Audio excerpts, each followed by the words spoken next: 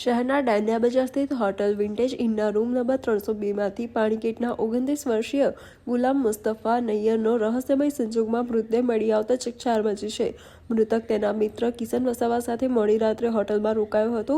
પોલીસની પ્રાથમિક તપાસમાં બંને યુવાનો વોટ્સએપ દ્વારા સંપર્કમાં આવ્યા હોવાનું અને ગે હોવાનું અનુમાન વ્યક્ત કરાયું છે. ઘટનાની જાણ થતાં જ એસીપી અને રાવપુરા પોલીસનો કાફલો સ્થળ પર દોડી આવ્યો હતો. પોલીસે મૃતદેહને પોસ્ટમોર્ટમ અર્થે સયાજી હોસ્પિટલ ખસેડ્યો છે અને મોતના સાચા કારણની જાણકારી મેળવવા મિત્ર કિશન વસાવાની અટકાયત કરી અકસ્માતે મોતનો ગુનો નોંધી આગળની કાર્યવાહી હાથ ધરી છે.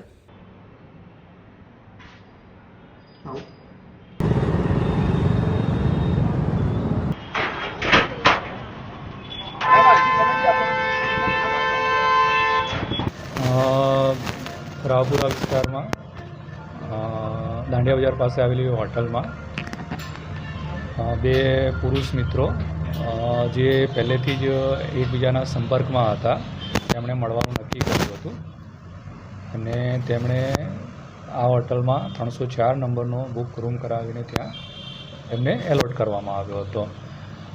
પૂછપરછ દરમિયાન જણાવે છે કે બંને ગે હતા અને રાત્રે જે આ 304 નંબરની લાઇટ જતી રહી હતી, જેથી કરીને તે વખતે મરણ જનાર છે એ વોશરૂમ ગયા હતા અને વોશરૂમ જતાં ઠેસ લાગીને પડી જતાં એના માથાના ભાગમાં ઇન્જરી થઈ હતી.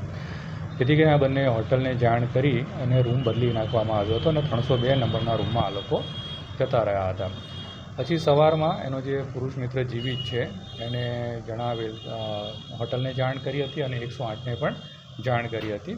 108 અને હોટલનો સ્ટાફ તેમજ પોલીસ ત્યાં જતાં જાણવા મળેલ કે આ મરણ ગયેલ છે. જેથી કરીને પછી પોલીસે રજીસ્ટર કરી અને એનો જે મૃત્યુ છે એને પીએમ માટેની કાર્યવાહી કરવામાં આવેલ છે. ક્યાંના રહેવાસી હતા? આમાં જે મરણ જનાર છે તે પાણીગેટ વિસ્તારનો રહેવાસી છે અને એનો જે પુરુષ મિત્ર છે બાયલી વિસ્તારનો રહેવાસી. હા, એક મુસ્લિમ છે, એક હિન્દુ યુવક છે. આમાં હજુ તો અત્યારે અમે એડી લીધેલ છે, એક્સિડન્ટલ ડેથ લઈને આગળની કાર્યવાહી કરવામાં આવેલ છે. એવા કોઈપણ ટ્રેસીસ નથી મળી આવ્યા કે જેમાં આમાં શું કહેવાય મર્ડર થયેલું હોય કે તમે જે કહો છો તેમાં આરોપીની વાત છે. આમાં અત્યારે જે પ્રાઇમા ફેસી એવું લાગી રહ્યું છે કે વ્યક્તિ પડી ગયો હોય અને માથામાં ઇન્જરી થયેલી હોય, કેમકે જે સામેવાળી વ્યક્તિ છે એને પણ કોઈપણ પ્રકારની ઇન્જરી થયેલી આમાં જણાવેલ નથી. કોઈપણ પ્રકારની ઝપાઝપી કે એવા કોઈ નિશાન નથી.